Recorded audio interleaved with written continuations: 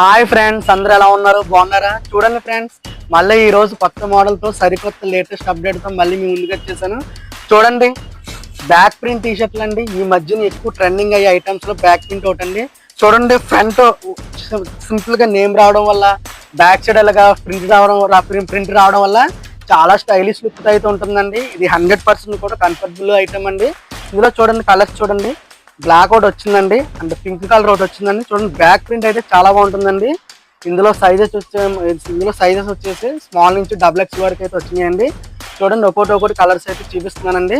మీకు ఎవరికైనా కావాలనుకుంటే మన షాప్ విజిట్ చేయండి. ఇది డైలీ వేర్ చాలా బాగా పర్ఫెక్ట్ గా సెట్ అవుతుందండి.